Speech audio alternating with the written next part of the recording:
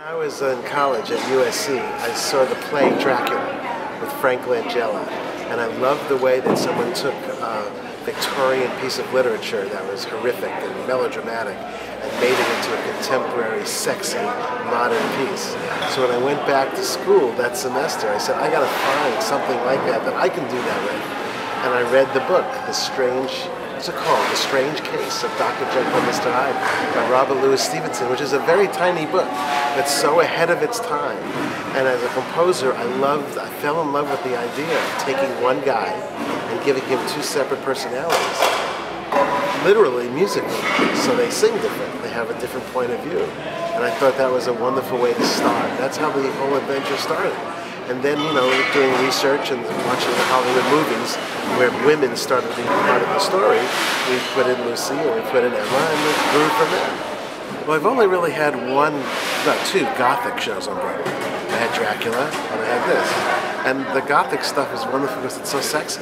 It's sexy and it's dangerous. The guy that might kiss you goodnight might turn around and then bite you and give you everlasting life.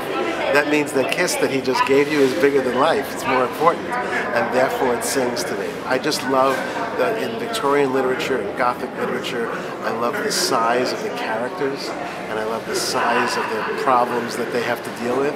It's all bigger than life, and if it's bigger than life to me, then it sings.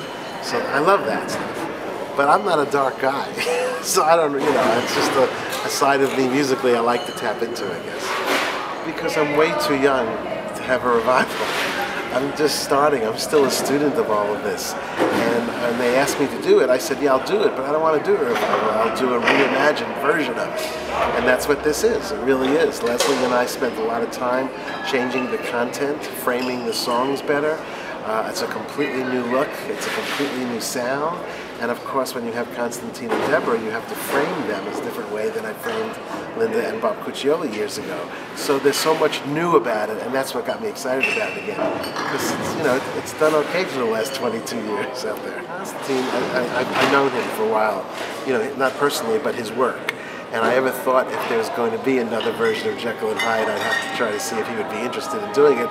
Because listen to him, look at him, he is Jekyll and Hyde, and he brings that rock star swagger and sexuality to it, but he's also a real actor, and he brings so much to the table, so it's kind of easy there. It was a no-brainer. With Deborah, she comes from the R&B world.